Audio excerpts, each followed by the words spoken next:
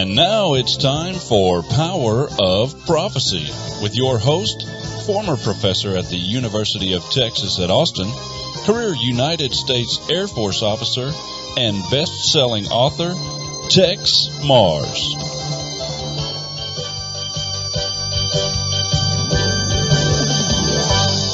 Hello, friends. This is Texe MARRS.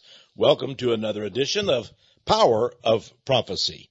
Well, today we're going to be looking at really the two most deadly isms of our lifetime and perhaps in all the annals of history: Communism and Judaism.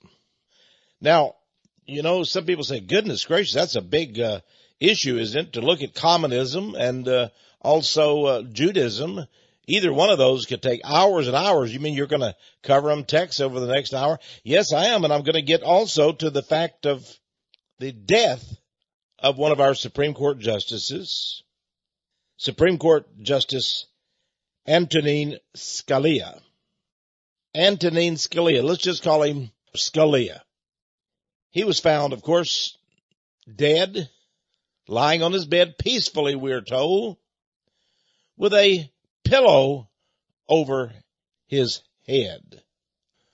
I'm quite sure that people don't die peacefully with a pillow over their head, but that's what we're told. Now, I'm going to sort of surprise you on all this because, you know, I've been surprised for a long time by Justice Scalia, a brilliant man, a conservative man, a Roman Catholic man, a member of the Roman Catholic order called Opus Dei, meaning work of God. Opus Dei, a secret society, and of course with other groups such as the Knights of Malta. He was a member also of Shefa. You may not have heard of Shefa, S-H-E-F-A, which is in fact a Jewish organization.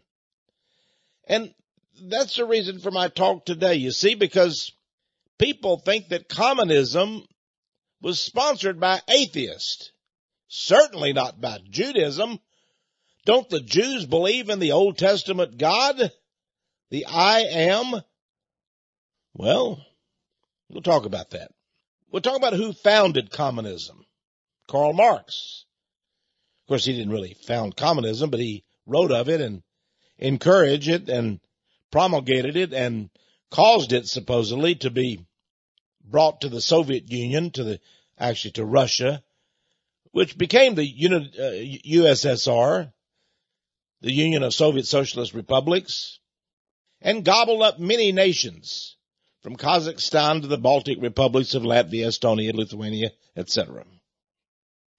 Karl Marx, he was a Jew, he was a Freemason, and he was a Satanist. Oh, yes, he was a Satanist, all right. No doubt about it.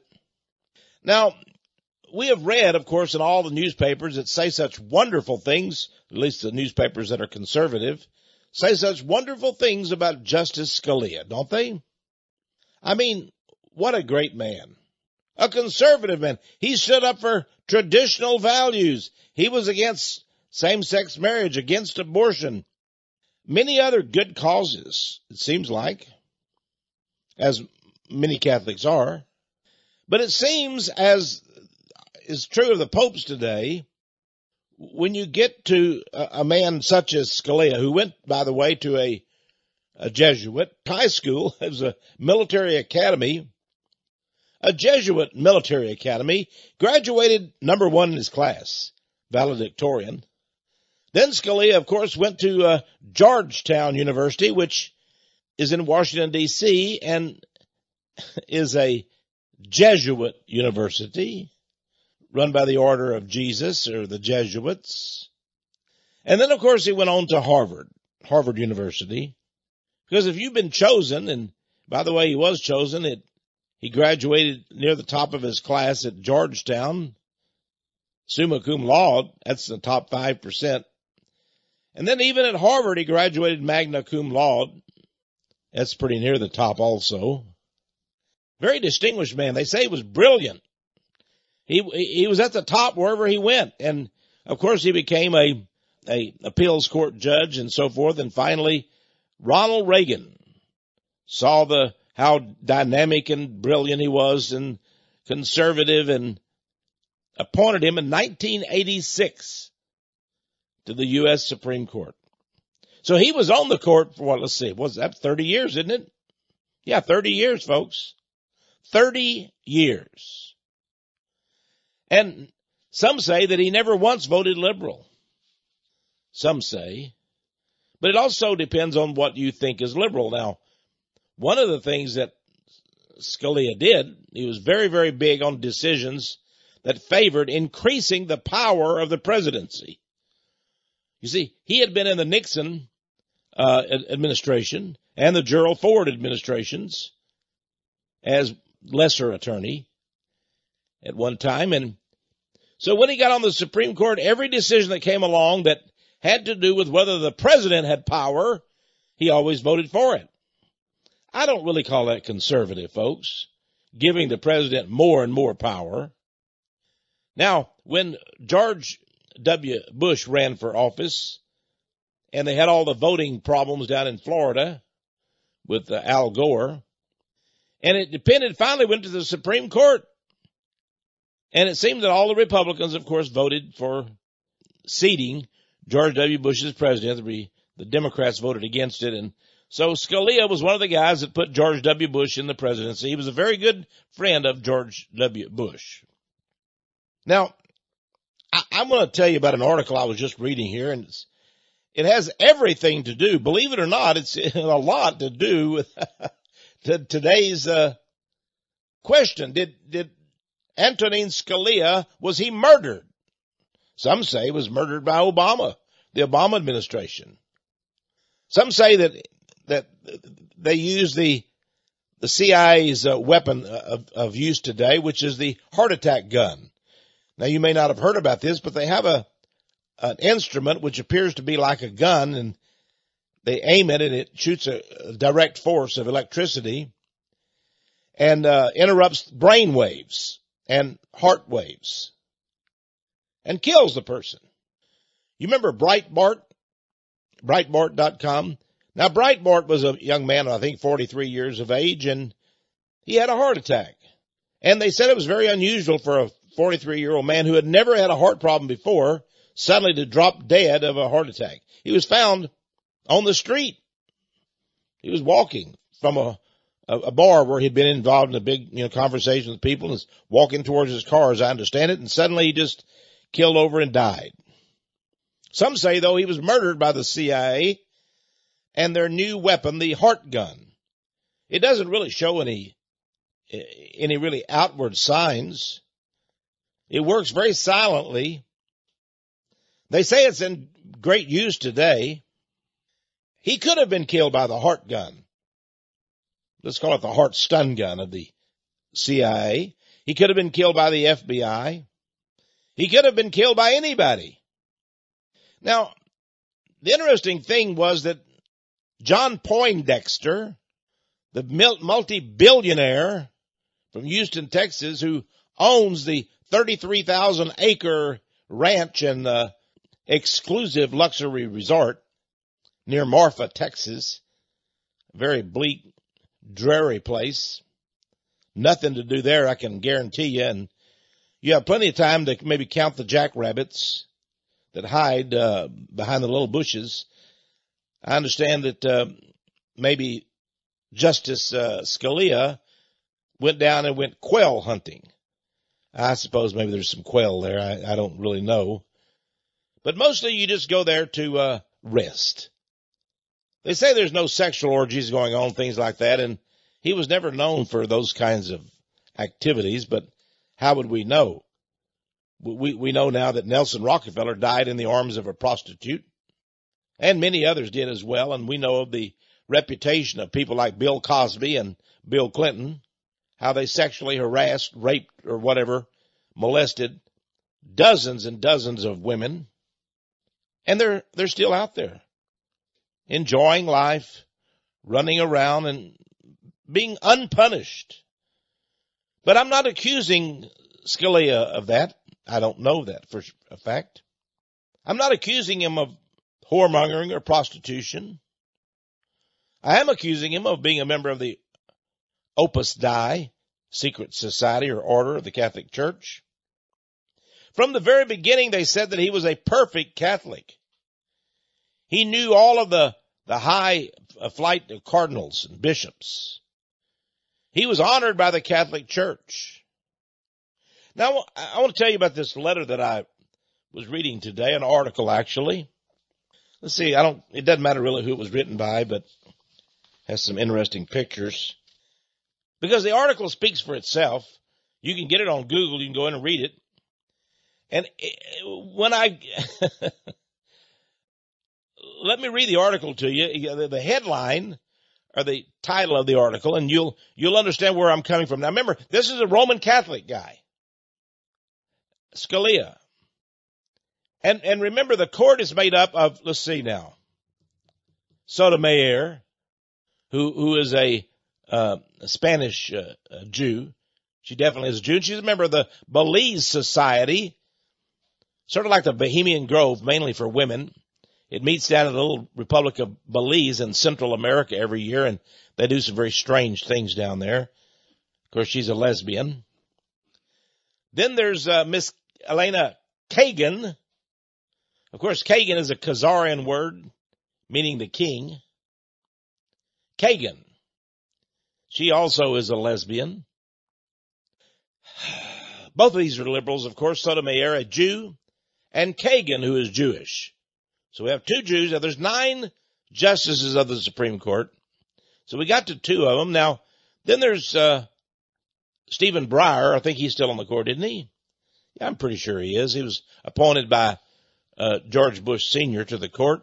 He's Jewish, of course. That makes 3. Then, of course, there's Scalia. Now, Scalia is a Roman Catholic. Now, they have 3 Jews on there already. Oh, yes, thank you. Ruth Bader Ginsburg. Thank you. I can't forget her because we got to talk about her a lot. Jerry's over there saying you missed Ginsburg. Oh, I didn't mean to miss her. That's 4. 4 Jews. Now, usually the press doesn't talk about them being Jews. What does it matter? I mean, they're just Supreme Court justices. Of course, all of these are 4 liberals. But I think it's interesting that 2% of all of America, 2% of the 325 million Americans are Jews. 2%. But there I've just given you 4 of the 9 Supreme Court justices. Now we have 3 branches of government, of course. The presidency, the executive, the legislative, the Congress, House and Senate, and the Supreme Court. Of those, it seems the most powerful of all, who tells the others when it all comes down to where the rubber meets the road, is the Supreme Court. After all, they found somewhere in the Constitution, I've read it, I have a copy here in my office, and I used to teach American government, state government, local government, political science subjects at the university, and I never did find anything about homosexuals or same-sex marriage in the Constitution. I didn't even find marriage at all in there. Marriage was left up to the states, I assume, by the founding fathers. They never doubted, they never thought that it would be a federal issue. But somehow the Supreme Court ruled that same-sex marriage had to be okayed or you were unconstitutional. Isn't that strange? Now, what's really strange about it is they found this about 240 years after the Constitution was written. It took 240 years the Constitution isn't even that long. I mean, how long is it? 15 or 20 pages at the most? 240 years to find anything to do with marriage and same-sex marriage or homosexuality. Same thing, when they had the case Lawrence versus Texas. Justice Roberts, who's a queer, he's a homosexual man, put there by George W. Bush at the insistence of his chief vetting officer, who's now a senator from Texas, Ted Cruz. Ted Cruz insisted this would be the best man, and George W. Bush agreed. George W. Bush is a notorious homosexual, as his top political advisor. Karl Rove, he's a noted homosexual. We got a homosexual nest there, don't we, friends? Well, in any case, John Roberts surprised us on Obamacare. You'll remember that. These judges sometimes will surprise you. But Antonin Scalia never really surprised anybody. For 30 years, he was conservative, true blue conservative. Or was he? But listen to the title of this article. I want you to tell me, what do you think about it? Here it is. Did an evening pork chop cause the death of Zionist apologist Antonin Scalia? There you go, folks. Very interesting article. Did an evening pork chop cause the death of Zionist apologist Antonin Scalia? It seems that amidst all this controversy, what we found out, and nobody's asking questions about it except this gentleman who wrote this great article, and even he said, nah, it's nothing. You know, there's enough calories, there's enough fat, that if you got that kind of a body and sort of pudgy and all that, and you're 79 years old and eat a big pork chop, you're likely to die. You know, I ate a pork chop just the other night. It was a big one, too. I couldn't eat it all. I had to take it home, eat for lunch what I didn't eat at the restaurant. I ate an evening pork chop. Didn't kill me. Of course, it maybe something was in that pork chop. I don't know. But you know, a pork chop, I remember I was up in Oklahoma City visiting a prophecy ministry there led by J.R. Church. J.R. Church. And J.R. Church's wife, Linda, and Wanda and I, we went out to eat dinner. Very nice place. And appreciated J.R. taking me there. Now, J.R., I didn't realize at the time, I was pretty new to the ministry back then, but he was pretty much a Zionist, you know, pro-Zionist, pro-Israel and all that. And we ordered, and, you know, I said, I'll take the pork chops. And J.R. Church looked at me. You are going to eat the pork chops? I said, well, yes. I laughed. I said, yes. What about it? He says, don't you know? Jews don't eat pork chops. They don't eat pork at all. And I laughed. I said, do you see, have you seen the names on my books? MARRS? That's not Jewish. I know, but aren't you pro-Zionist? I said, I'm pro-Christian. That's all. But surely you don't want to order pork chops. I said, well, yeah, they're on the menu. That's exactly what I want. So I had my pork, and I noticed the whole time he was looking at me like I was crazy. How could you eat those pork chops?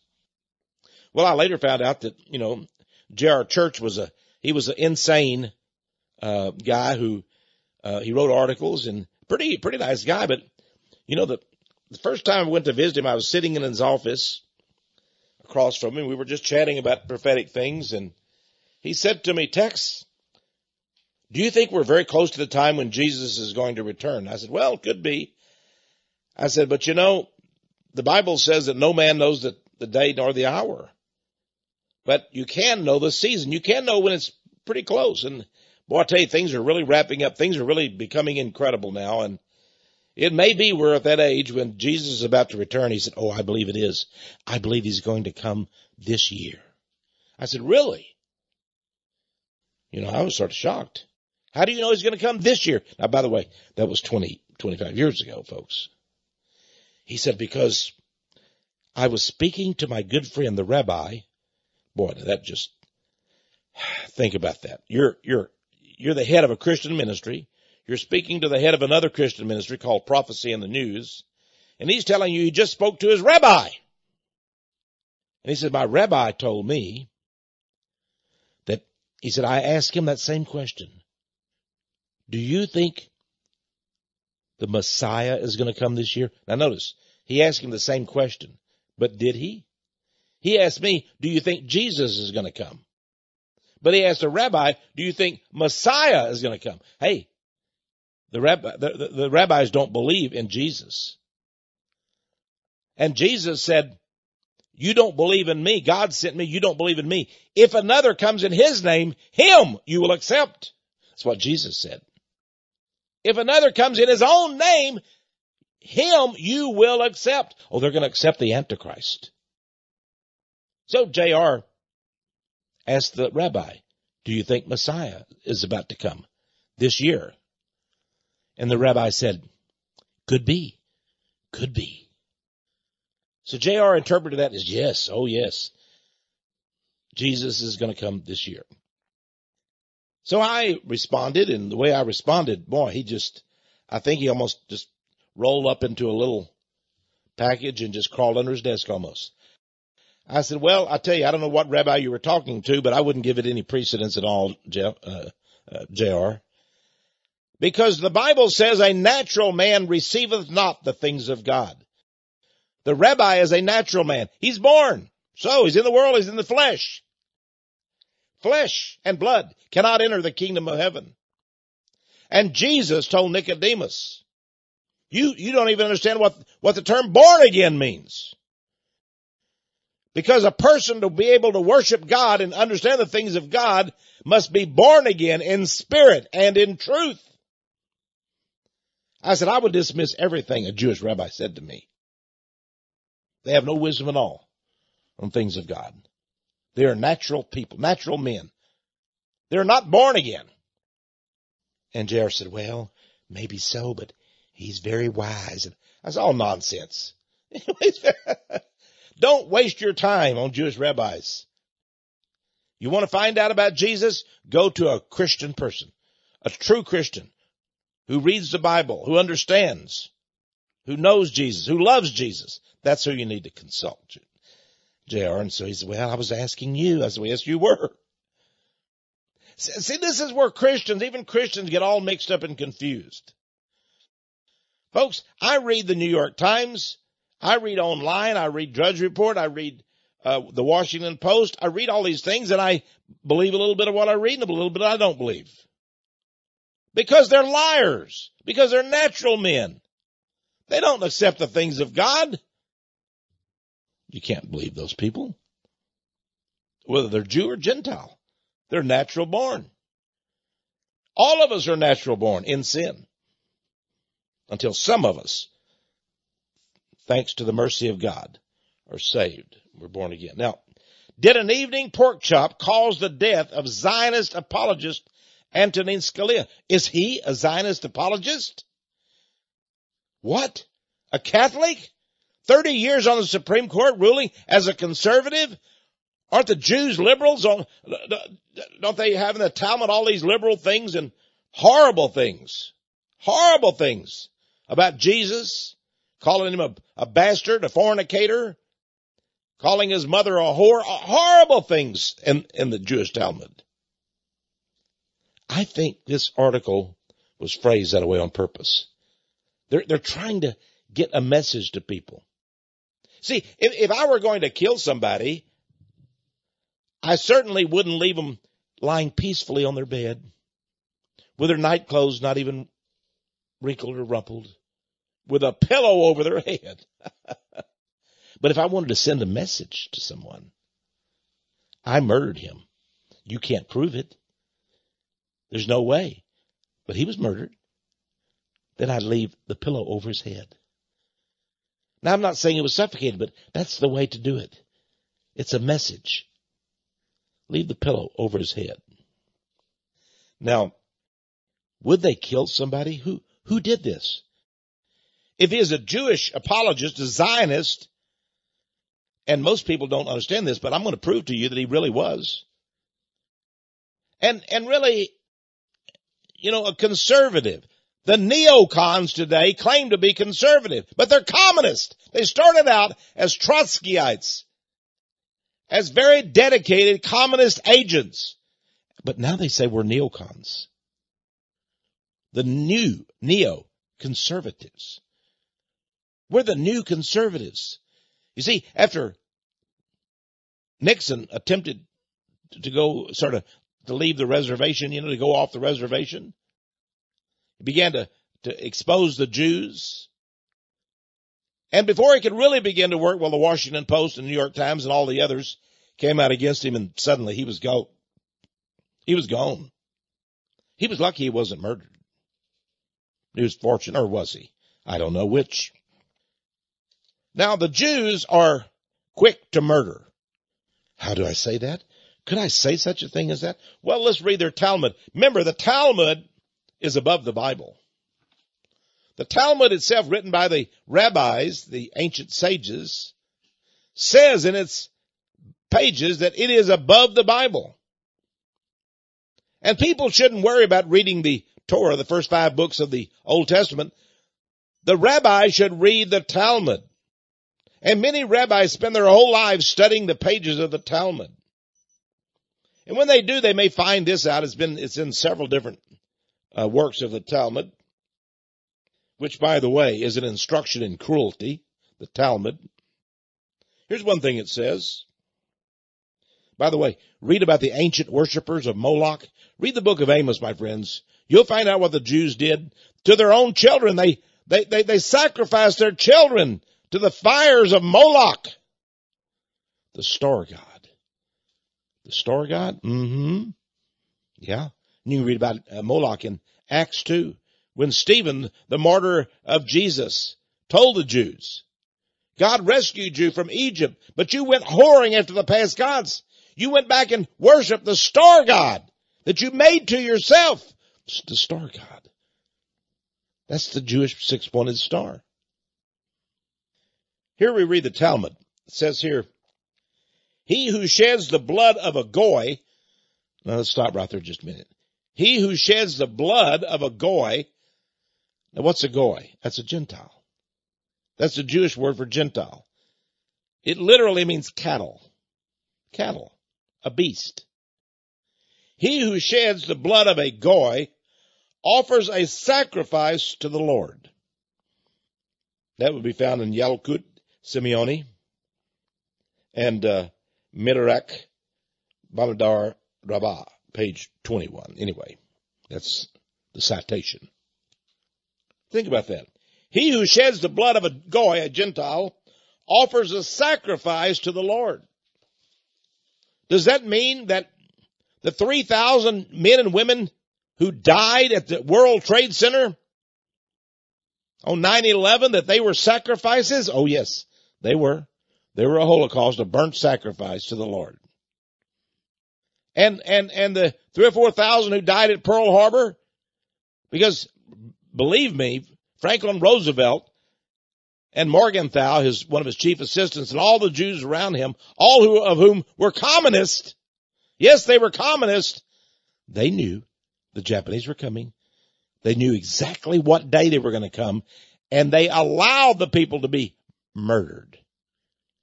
Do they care about one Gentile? Do they care about hundreds of Gentiles? No. They're acceptable sacrifices. You even you're performing a mitzvah. That means a good work in Judaism. When you kill a Gentile. The key, though, is to get away with it. They got away with it. Now, Donald Trump told Jeb Bush, your brother as president knew. He lied. Ah, yes, he did. And they went on to send our troops into harm's way, into Iraq. And almost 5,000 American soldiers died in Iraq. Acceptable sacrifices. Holocaust for the Lord. Who is the Lord? Well, the Jewish Holy Lord is the Holy Serpent. That would be Leviathan. I'll be right back after this brief message. You're listening to Texe MARRS, Power of Prophecy. Stay with us. We're going to look at the man who ate an evening pork chop and was found dead the next morning with a pillow over his head. Antonin Scalia.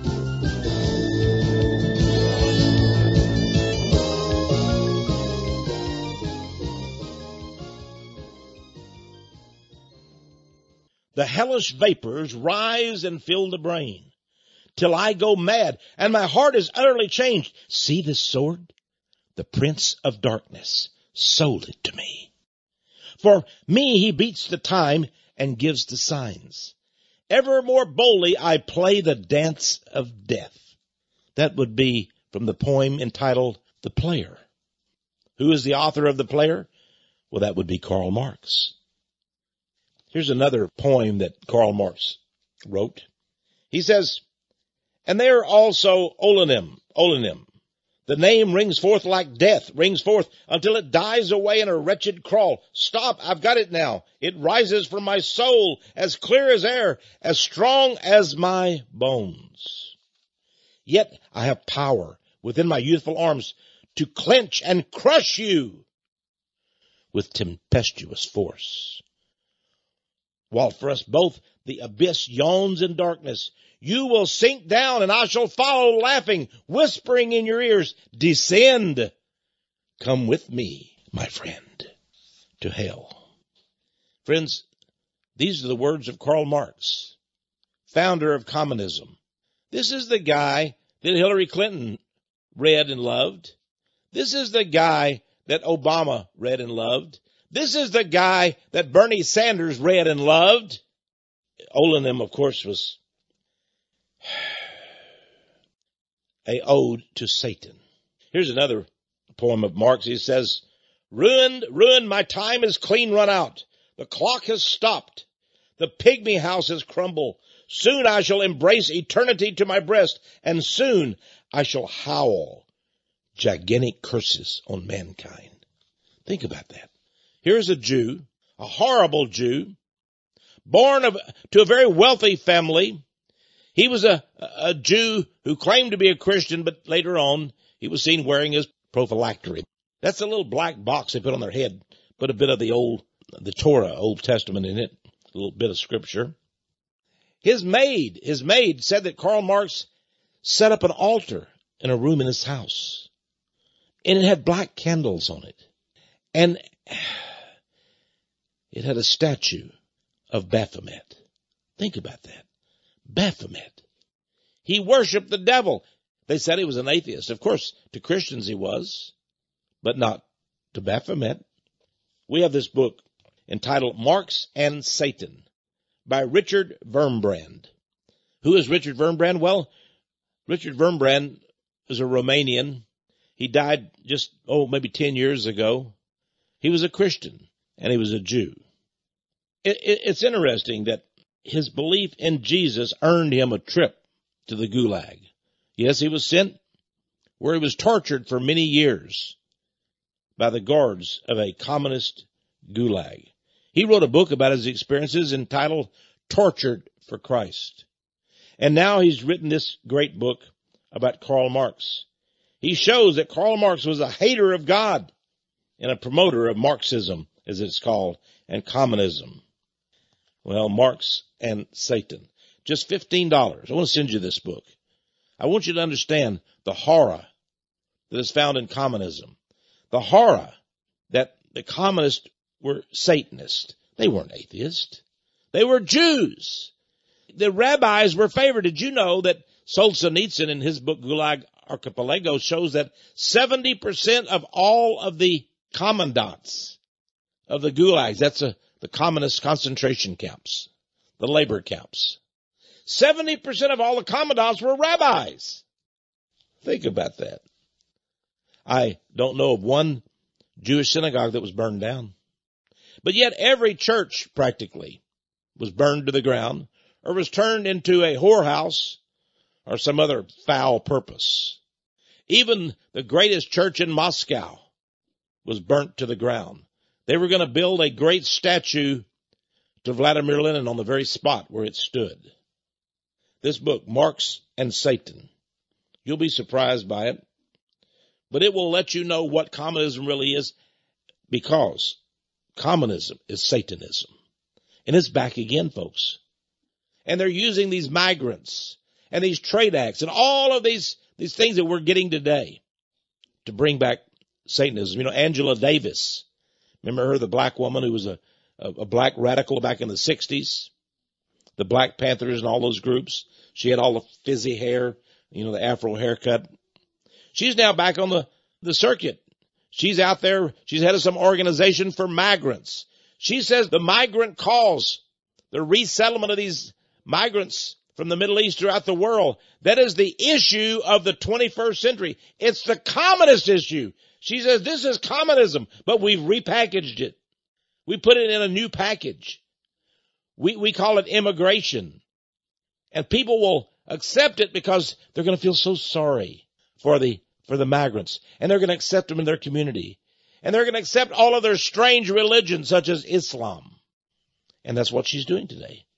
And how does she get the money for this? Well, George Soros, the Jewish monster, he's given her plenty of money, as are other Jews. Because communism is Jewish. And Judaism is communism. Marx and Satan, just $15. I want you to have this book. $5 shipping and handling. A total of $20. As for the book, Marx and Satan by Richard Wurmbrand. Now we have another book here called Behind Communism by Frank Britton. What does Behind Communism say? Well, it shows you all the names of the men who founded communism, starting with Lenin, next with Trotsky. All of them were Jews. 19 of the first 22 communists, the heads of the Politburo, were Jews. Did you know that Lenin never told anybody he was a Jew?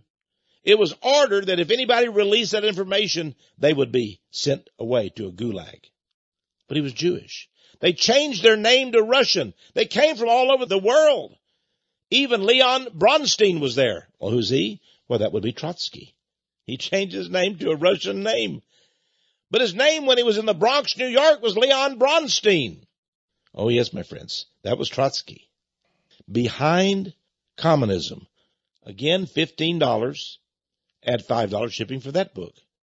So for $40, you can have both of these books. Behind Communism, that shows you the names and their communist affiliations and their Jewish racial characteristics. Stephen Wise, the most famous rabbi in the United States during the 30s and 40s.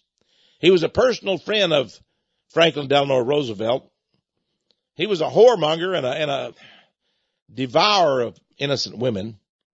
He raped many women, but he got away with everything because he was, after all, the chief rabbi of the United States. Stephen Wise, he was asked about communism. He said, communism is Judaism, and Judaism is communism. He was proud of that. And many of the Jews in America traveled to Russia to help them set up the great Jewish utopia. You know what happened then, don't you, my friends? From 1917 to about 1984, they murdered 66 million. Don't ever doubt the harm, the damage, the malicious venomism of Satan and Judaism and communism, all working together on one hand. Marx and Satan, $15, $5 shipping and handling, are Behind Communism. Again, $15 plus $5 shipping and handling. How to get these two books, or one of them, if you want just one of them, you can call up toll free 1-800-234-9673. 1-800-234-9673. Or you can go to our website, powerofprophecy.com, powerofprophecy.com, or just textmars.com. You can also write to us here at Power of Prophecy, 1708 Patterson Road, Patterson Road, Austin, Texas, 78733. Now let's return to our program. We're talking about communism, about Judaism, about the murder of Justice Scalia. Now, folks, who killed him? Did the Jews kill him? Well, no. Let me explain what I have found out about Justice Scalia. Justice Scalia was chosen very early by the Catholic Church and groomed for his position. Now, if you have ever seen the movie Brotherhood of the Veil with the star Glenn Ford, it's a great movie. You'll find out what happens to people like Justice Scalia. You see, Justice Scalia was put in place for a very important reason, but he didn't know what it was. But he knew someday he may be called upon. Someday. And they would count on him. And he would have to do what they wanted him to do. Now, this is what happened to Roberts, of course. Roberts appears to be fairly conservative. But then suddenly, when the court was going to be 5-4 or 4-5, whichever way you want to go, he suddenly voted for Obamacare. You see, these people wanted to give us a socialist, communist medical system, which will end up eventually in murdering many old people who we put on a list just to be murdered, to be deprived of medical care and all that. It will happen, believe me, under Obamacare. And it'll progress to that. Obamacare, or deviant medicine, was very important to them, and so they told Roberts, you'll have to vote for Obamacare. And he did. This is what happened to Scalia. He was on the Supreme Court for 30 years. He seemed to vote for, well, the right things, if you're a conservative. But I believe the court was very close to some big decisions. They're going to be voting, by the way, very soon on guns, on the Second Amendment. He might overturn that. People could be shocked. How could Antonin Scalia, suddenly turn on conservatives? Why? Isn't he our man? Oh, yeah, that's what they do see. For 30 years, he was a great conservative on the court. Suddenly, he changed, and we lose our guns. We lose our country, don't we? Because probably the millions of handguns and rifles out there are about the only reason that we're still a free republic. But we're quickly losing our freedoms and our liberties, of course. Now, it seems that the person who misses Scalia the most is Justice Ruth Bader Ginsburg. Why? They were big pals. Now, Ruth Bader Ginsburg, she made a statement. I want to read it to you here. She was asked about the Jewish Babylonian Talmud. She said, I read the Talmud every day in the morning when I get up. It is my guide for daily living. The Talmud. Think about that. She reads the Talmud every day. Of course, she's Jewish. Now, it seems that she was the best friends on the court with Scalia. They palled around together. Did you know that his wife, Scalia's wife, and her husband, and the two of them went on vacations together? How about that? You don't go on vacation with somebody you don't like. She says she's really going to miss him. His clear mind, his incisive judicial ability impressed her so much. But here's a woman who voted for partial birth abortion, has always voted for abortion, who conducted same-sex marriages, the whole liberal bit. But she was big pals with him. Now, she's a Jewish Talmudist. What would she be doing with a Catholic? Aren't Catholics, as Christians, opposed to Judaism? Oh, what do you think the Roman Catholic Pope Francis says? Jews don't even need Jesus. They have their old covenant. Don't, you Catholics, don't try to evangelize them. Don't try to convert them. It's a miracle. Their blood gives them freedom not to accept Jesus. They can hate Jesus. They're still going to go to heaven. Because Billy Graham says that too. Isn't that amazing? Well, Scalia would not go against the Catholic Church. It says it in the New Catholic Catechism. And Scalia would be for that, wouldn't he? Yes, he would. He has been brought in. Vatican II, Pope John, brought in all of these scandals, all of these horrible things. The Jews are now our elder brothers. You know, a brother in Christ, is that what they are? That's what the Pope says. They're not just brothers, they're our elder brothers. It's right there in the Catechism. You can read it for yourself. They don't need Jesus. They're our elder brothers. Isn't that strange? Scalia would agree with that. He agreed with everything as Catholic. In fact, he's a member of Opus Dei. Get an encyclopedia. Read about Opus Dei. You will find these people will deprive themselves. They love to go off to very austere surroundings. Very austere surroundings. They're the kind of people that take off their shirts at night, get on their knees, and whip their back with a whip. Whoop, whoop, whoop. Opus Dei. Oh, yes. Opus Dei. The work of the devil that they call the work of God. Now, my good friend, Michael Hoffman, has written a great article today, in fact. Let me give him credit for it. Now, he calls it Justice Scalia's Sordid Simulacrum. What does that mean? Simulacrum. Well, it's a big word, but basically it means his sordid past. his sordid behavior. How is it that a devoted Catholic, a man who graduated at the top of his classes and at Georgetown University and at Harvard and has been on the Supreme Court for 30 years, a strict conservative, an originalist, how could he be sordid? What does that mean? Well, in his article, he talks about the fact that Scalia, regardless of his IQ, regardless of the fact that he was the top guy in all of his classes, seemed to be for the Jews. Not only for the Jews, but he had a spiritual force that radiated from within Orthodox Judaism and its Kabbalistic offshoots. It seems that he was in fact a Jew. And that's why he was good friends with Ruth Bader Ginsburg. And there's much more. We'll talk about that here. For example, he once gave a speech to a Jewish group in which he apologized for not being able to read the Talmud every day, which he said he should do. Now, all of these pastors out there are worried about Sharia law of the Muslims, but how about the halakha, the rabbinic law of the Talmud? He was for it, the Talmud.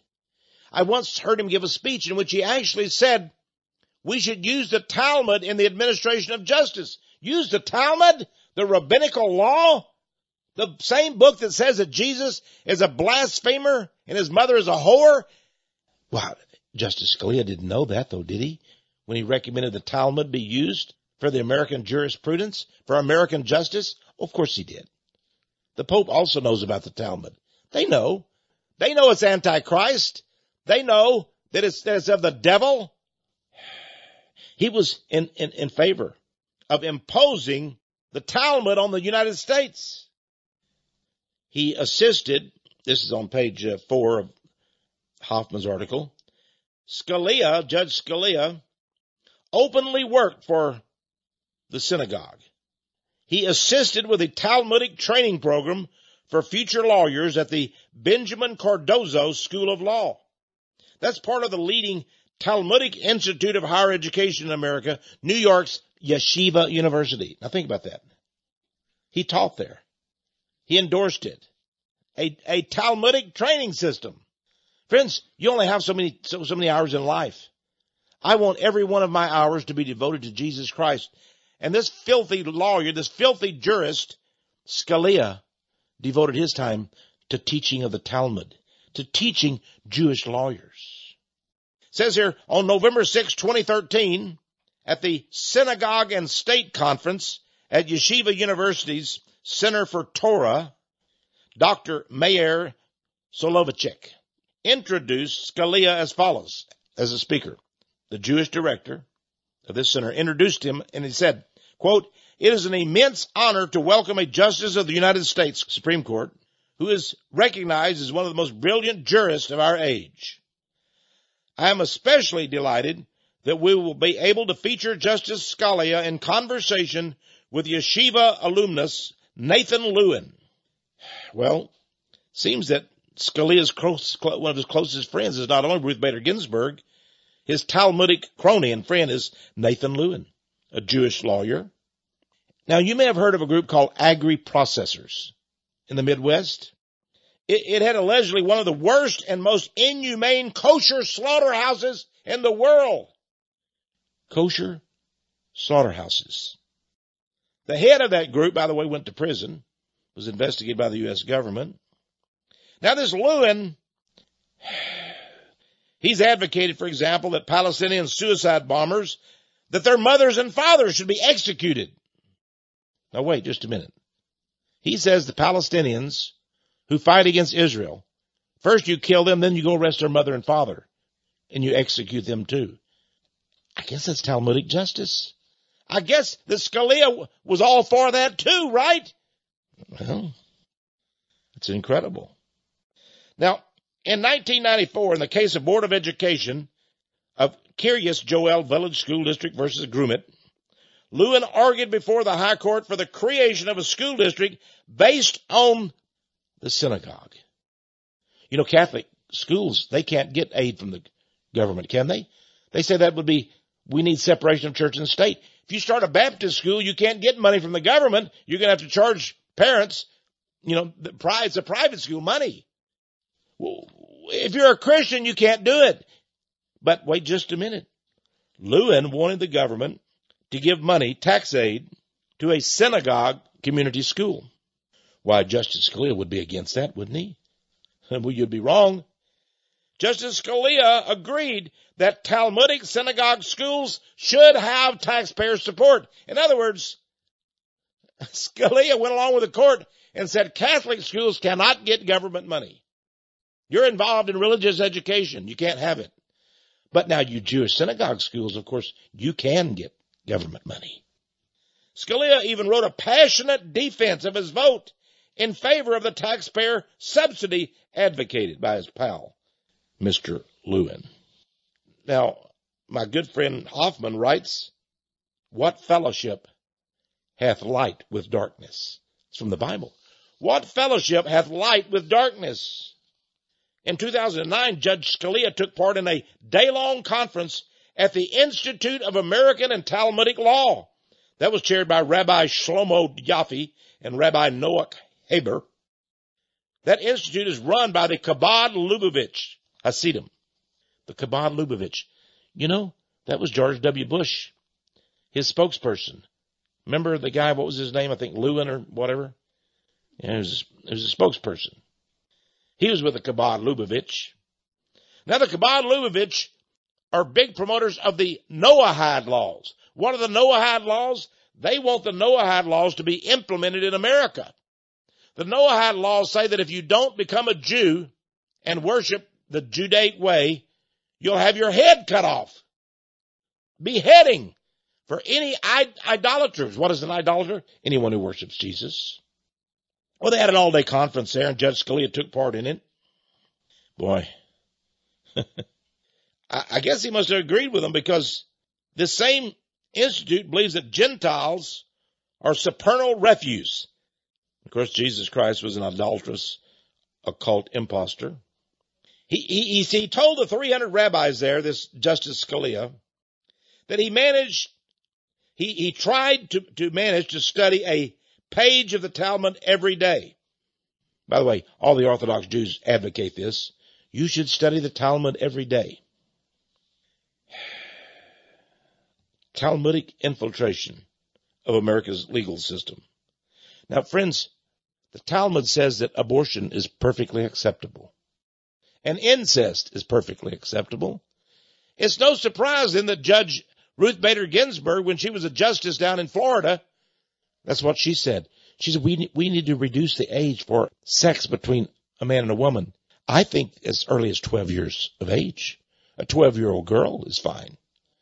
So if some 60-year-old girl or guy picks up a 12-year-old girl and has sex with her, that's okay for Judge Ginsburg. I wrote about the depraved views of Judge Ginsburg in my book, my friends, entitled Big Sister is Watching You, about Hillary Clinton. This is demonic stuff. But Justice Scalia said he's all for it. He is a front for the Talmudic infiltration. He groveled before hundreds of rabbis there at the Institute. And it goes on. You can read this article for yourself if you go on Google and look up Michael Hoffman and read it. Just incredible. Meanwhile, in America, we're losing our freedoms. Meanwhile, abortion has come in. Meanwhile, same-sex marriage is here. Christians are being persecuted. 9/11 occurred. We know who was involved in that. We know that Bush lied about Saddam Hussein to get us into the war, and 4,000 or 5,000 American soldiers died. We know about all of these things that are going on. And this guy is considered a top jurist, a big hero of the conservatives. I don't think so. Now, who killed him? Well, he had an evening pork chop. That tells you something, doesn't it? Found a pillow over his head. Now, it couldn't have been the Jews that killed him. You see, what is happening right now is that the Catholic Church is merging with Judaism. They have rabbis right now going before the College of Cardinals at the Vatican and teaching them of the Talmud. They're all learning about the Talmud. And all of these cardinals are saying Jews don't need Jesus. And we, as cardinals, want to study the Talmud. Oh, it's getting down. All the local rabbis and the nuns and the sisters and all that, they're all studying the Jewish Talmud and the Kabbalah. The Catholic Church is ended, my friends. It's over. They have sort of a Jesus look, but it's going away. Now listen, we offer a great book for this, Solving the Mystery of Babylon the Great, and the book Bloody Zion by my good friend, a former Catholic, Edward Hendry. In Solving the Mystery of Babylon the Great, he shows where the Catholic Church has now been integrated with the Jews, and they're very fast. A Jewish rabbi said, we are sucking up the Catholic Church. He said they're going to be sucked into Judaism. We're swallowing it up. Think about that. I quoted that before. A Jewish rabbi says, we're swallowing it up. 1 billion Catholics, they're falling for it because Il Papa, the Pope, would never lie to us. Somebody killed Zionist apologist. He's a Zionist apologist. He was working with these Jews. Now, they said that he was invited down there, and he told his security detail, don't go with me. I'm going to be alone. Why is that? He met with 25 or 35, maybe 40 of these people. They won't give us the names of the people that were down there with him. It's secret. I think they were Opus Dei people. I think they were Jews and Catholics. And they all met there at this retreat. And by the way, he flew on his private jet. He landed about 30 miles from Marfa, went in to this little bitty retreat. And he was all alone. He wasn't worried about security, but somebody had him fingered. Somebody had him targeted. And they killed him there. I believe, and I know this is not right, I know it's not a good policy, I believe a patriot killed him. I believe it was perhaps a Catholic who still believes that the Jews must believe in Jesus. There are many Catholics like that. They still believe in the old way. They believe in the Catholic Church that taught that Jesus Christ is Lord of all. Now, I believe the Catholic Church has always been fouled up myself. And I preach against it. But there are some Catholics who believe strongly that this Pope is an Antichrist. Maybe one of them did it. Maybe one of them was in the FBI. Maybe in the CIA. We have good people. We have patriots in the CIA. And in the military, too, we have high-ranking officers who have been fired by Obama. Maybe one of them did it. Could it be the CIA? Could it be the National Security Agency?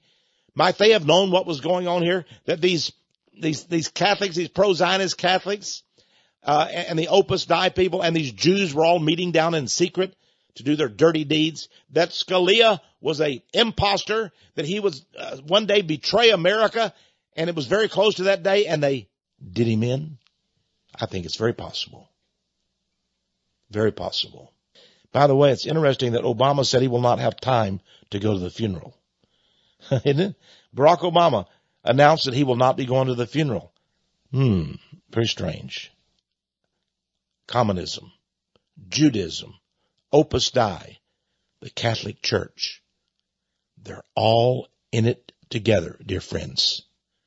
They're all in it together. We're coming to a time when the son of perdition, the man of sin, the one with the number 666, is about to make his appearance on the world stage. We're going to see a lot of strange things happen and a lot of deaths. Breitbart, and of course, Antonin Scalia. Let him who hath ears hear. This is Texe MARRS, my friends, inviting you to tune in each week during the same time and discover the power of prophecy.